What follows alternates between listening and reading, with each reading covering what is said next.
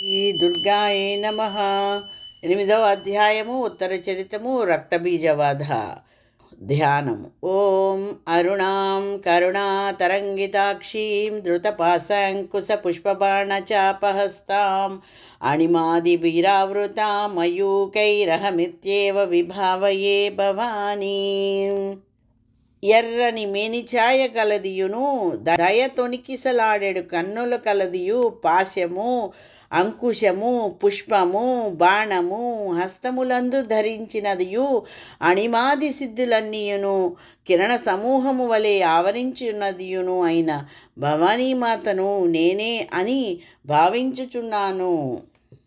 ఋషిర్వాచలో చండే చ నిహతే దైత్యే ముండే చ వినిపాతితే బహుళేషు చ సైన్యేషు క్షయితేశ్వసురేశ్వర అనుచు చండముండులను అసంఖ్యాకములైన సైన్యములంచిపోవగా ప్రతాపవంతుడును రాక్షసరాజును అయిన శుంభుడు కోపపరవశుడై రాక్షస సైన్యములన్నిటినీ కర్తవ్యమును ఆదేశించెను. ఈ వేళ 86,000 రాక్షస సైన్యమును 84,000 కంబువుల సైన్యమును తమ తమ అనుచర సైన్యములతో చతురంగములతో సిద్ధాయుధములతోనూ ప్రయాణమైపోవుదురుగాక. పరాక్రమవంతులైన రాక్షస కులముల వారు 70 కోట్లను, ధౌమ్ర కులముల వారు 100 నాయాజ్ఞచే యుద్ధమునకు పయనమైపోవుదురుగాక. కాకుల దౌర్హృదులు మౌర్యులు కాలకేయులు అను రాక్షసులు నా ఆజ్ఞచేత వేగముగా యుద్ధమునకు సిద్ధపడిన వారై ప్రయాణించుదురుగాక. భీకరమైన శాస్త్రము కలవాడును రాక్షసరాజును అయిన శుంభుడు అనేకములకు వేలాది సంఖ్యలలోని సైన్యములతో కూడినవాడై యుద్ధమునకు పయనమయ్యను. మిక్కిలి భయంకరమైన శుంభుని మహాసైన్య బలము వచ్చుచుండును. అది గమనించిన చండికా మహాదేవి భూనబోంతరాళములు దద్దరిల్లునట్లుగా ధనుష్టంకారములను నింపివేచెను. అనగా అమ్మవారు రాక్షసుల ఇంద్రియ శక్తులన్నిటినూ సమ్మోహనపరచునట్లుగా వారి గుండెలదరి చెదిరిపోవునట్లుగా ధనుష్టంకారము చేసినది. అది ఆమె ఈ యుద్ధమును ప్రయోగించిన మొదటి అస్త్రంట. యుద్ధంలో సురథ మహారాజా సరిగా అదే సమయమున అమ్మవారి వాహనమగు సింహము మిక్కిలి భయంకరముగా గర్జించెను. అప్పుడే అమ్మవారు ఘంటానాదము చేత సింహగర్జనముకు సంబంధించిన నాదముతో పాటు మరింత ధ్వనిని హెచ్చించెను.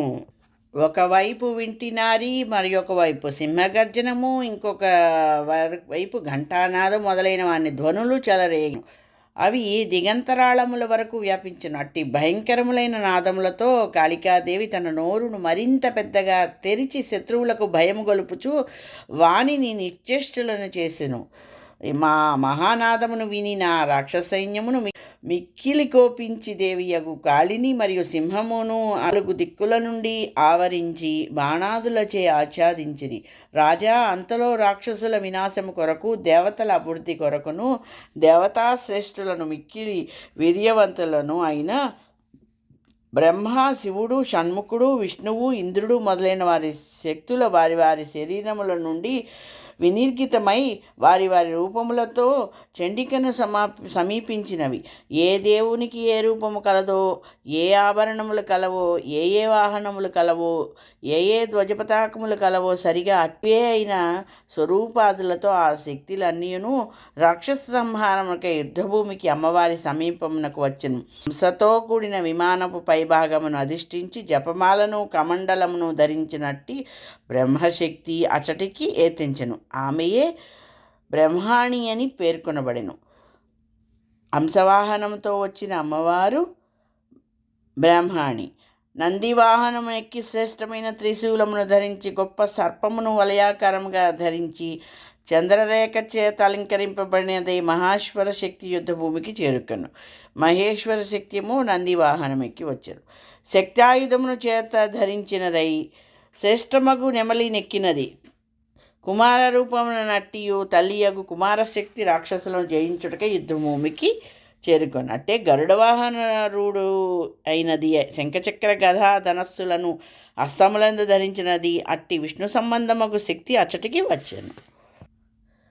యజ్ఞ వారాహ సంబంధమైన రూపంలో ధరించినదైన విష్ణుదేవుని యొక్క శక్తి వారాహి రూపంలో ధరించి ఆ యుద్ధభూమికి ఎత్తించెను. ఆమెయే వారాహి అని పిలువబడెను. నరసింహుని యొక్క శక్తి అచ్చముగా నరసింహుని స్వరూపముచే ధరించి తన జూలు కదిలింపగా తారలు బయల్పడుచుండెను. అట్టి నారసింహి అను శక్తి యుద్ధభూమికి ఎత్తించెను. వజ్రాయుధమును చేతియందు ధరించినదియు, ఐరావతమును అధిరోహించినదియు, 1000 కన్నులు కలదియు, అచ్చముగా ఇంద్రుని వలనే ఉన్నది అయిన ఐంద్రి అను ఇంద్రశక్తి యుద్ధభూమికి చేరెను. అనంతరము ఈ దేవతాశక్తులన్నిటి చేత పరివృతుడైన ఈశానుడు ఈ రాక్షసులందరూ సత్వరమే చంపబడుదురుగాక అని కౌశికి అంటే చండికాదేవితో పలికెను. అప్పుడు దేవి శరీరము నుండి మిక్కిలి భయంకరమైనదియును అతి మాత్రమైన కోపము కలదియును 100 నక్కలు ధ్వనితో సమానమైన ధ్వని కలదియును అయిన చండిక ప్రకటితమైనది.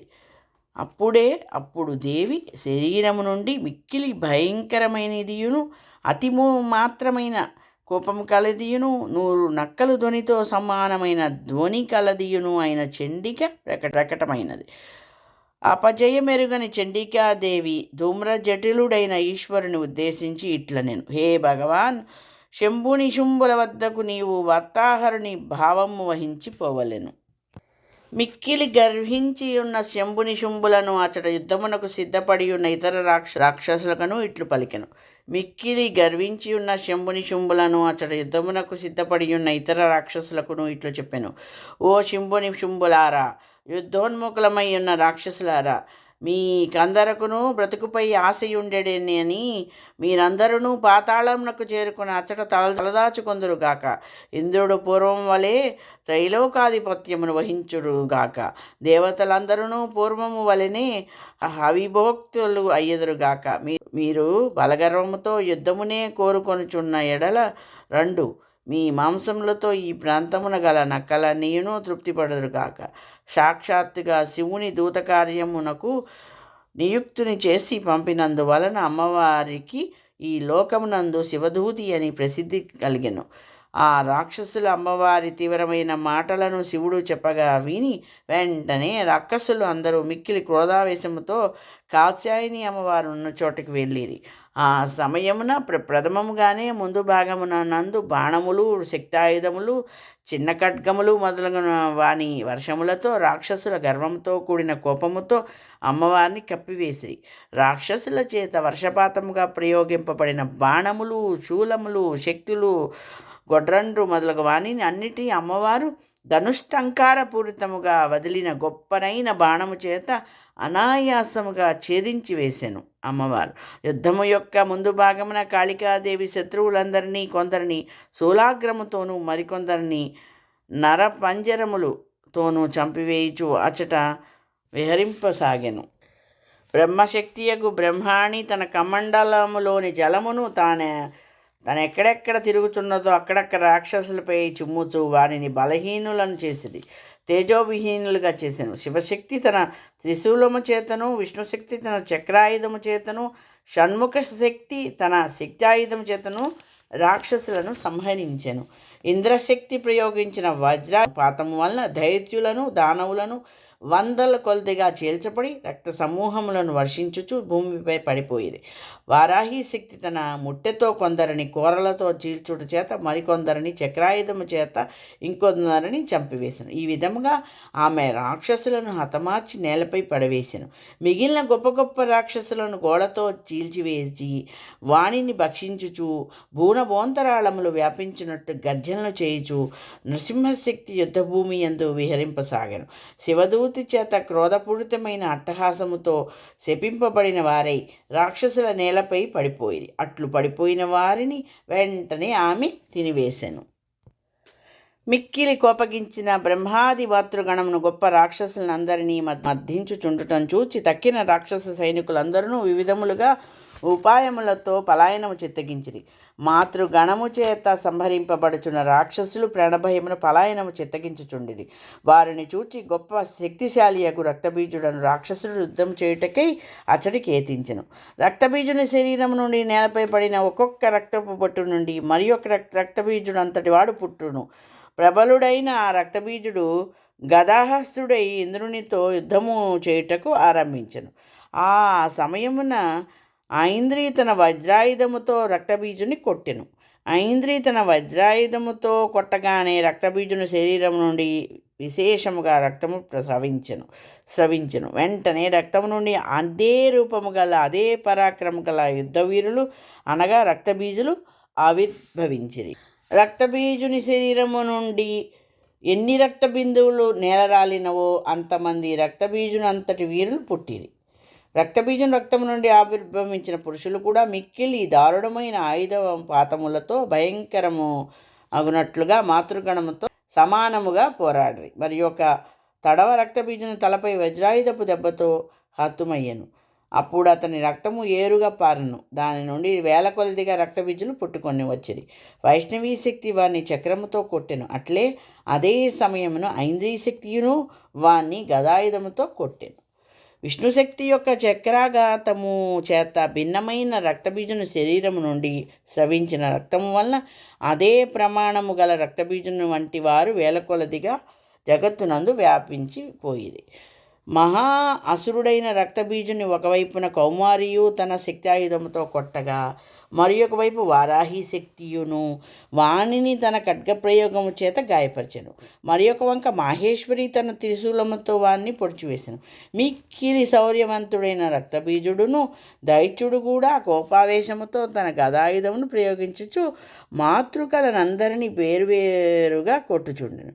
శక్తి, శూలము మొదలగు అనేకములైన ఆయుధములతో వివిధములుగా కొట్టబడిన రక్తబీజుని శరీరము నుండి నేలపై పడిన రక్త సమూహములతో వందల కొలదిగా మహారాక్షసులు జన్మించిరి.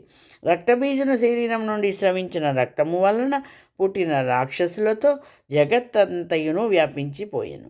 దానివలన దేవతలందరూ మిక్కిలి భయపడిరి. అంటే విష్ణుశక్తి యొక్క చక్రాఘాతము చేత భిన్నమైన రక్తబీజుని శరీరము నుండి స్రవించిన రక్తము వలన అదే ప్రమాణము గల రక్తబీజుని వంటి వారు వేల కొలదిగా జగత్తునందు వ్యాపించిపోయారట. ఈ విధముగా విషాదమును పొందిన దేవతలను చూసి చండిక కాళికతో ఇట్లనింది, చాముండి నీ నోటిని, అంటే కాళికాదేవి, నీ నోటిని విశాలముగా తెరువు. నేను విడిచిన ఆయుధము వలన రక్తబీజుని శరీరం నుండి స్రవించిన రక్తబిందువులు ఎన్నియో నేలపడెను. అట్లే ఎంతోమంది వారిని రూపమును కలిగిన రక్తబీజులు ఆవిర్భవించుచున్నారు. కాబట్టి నీవెంత మాత్రము ఆలపింపక ఆ రక్తబిందువులను వాటి నుండి పుట్టుచున్న రక్తబీజుని ప్రతిరూపములైన వారిని మింగివేయుము.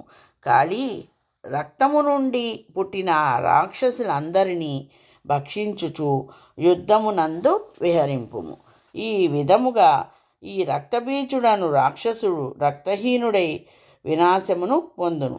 రక్తబీజుని ప్రతిరూపములైన రాక్షసులను నీవు మింగివేయగా ఇక అట్టి క్రూరులైన రాక్షసులు జన్మించుకుందురు అని ఈ విధముగా కాళికాదేవితో చెప్పి అమ్మవారు ఆ రక్తబీజుని శూలముతో పొడిచి సంహరించెను.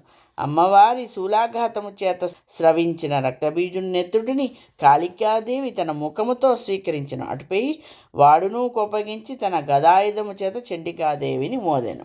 రక్తబీజుని గదాఘాతము వలన అమ్మవారి కొంచెమైనను నొప్పి కలగకుండెను. కానీ అమ్మవారి శూలఘాతముచే రక్తబీజుని శరీరం నుండి అతిమాత్రమైన రక్తము స్రవించెను. కాళికాదేవి ఒకవైపు రక్తము పీల్చుచుండెను. కానీ అదే సమయమున రక్తపాత ప్రభావం వలన ఆమె ముఖము నుండియే రక్తబీజ ప్రతిరూపులు పుట్టిచుండిరి. ఇదేమి ఆశ్చర్యము! కాళికాదేవి ప్రతిరూపులను అందరినీ తినివేశను. కాళికాదేవి ఏం చేశారు? ఆ ప్రతిరూపాలన్నీ పుడుతున్నారు కదా, రక్తబీజుల ప్రతిరూపాలన్నింటినీ తినివేస్తున్నారు. అతని రక్తమును త్రాగివేశాను. అటు పిమ్మట శూలము, వజ్రాయుధము, బాణములు, ఖడ్గములు, చిన్న కత్తులను ప్రయోగించి వానిని సంహరించెను. ఆ విధముగా త్రాగబడిన రక్తము కలవాడైన అనేకములకు ఆయుధములతో కొట్టబడిన వాడై ఆ రక్తబీజుడను రాక్షసుడు భూమిపై పడిపోయాను. దేవతలలో గల బ్రహ్మాది మాతృగణము రక్తము చేత కలిగిన మాదకత్వం వలన దర్పము కలది అయిన నాట్యం అనురించెను.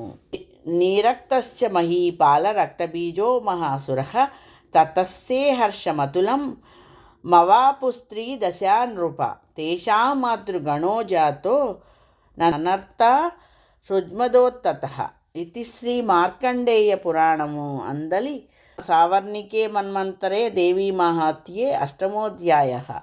అంటే రక్తపానము చేసినది కాళికాదేవి మాత్రమే అయినను ఆ దేవతలలో గల బ్రహ్మాది మాతృగణము రక్తము చేత కలిగిన మాదకత్వం వలన దర్పము కలిగి నాట్యమొనరించెను.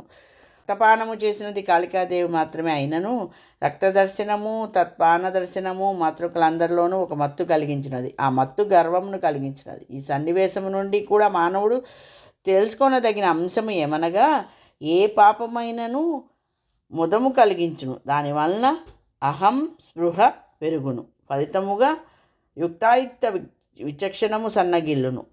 మాతృగణము నర్తనము చేసినచో అది సమంజసమగును, అందముగాను ఉండును. కానీ ఇతరులు ఎవరునూ రక్తపానములు మతగర్వములు ఆటపాటలు మొన్నగు వానిని దరిచెయ్యనీయరాదు. ఇది శ్రీ మార్కండేయ పురాణమందలి సావర్ణిక మన్మంత్రమందలి దేవీ మహాత్యమునందు రక్తబీజ వధ అనేడు 8వ అధ్యాయము. కాలవినాశిని కాళీ జయము జయము. కాలవినాశిని కాళీ జయము జయము. సప్తమాతృకుల పుట్టుక కూడా ఇందులో మనం చూసాము. సర్వం శ్రీ జగదంబిక చరణారవిందార్పణమస్తు. స్వస్తి.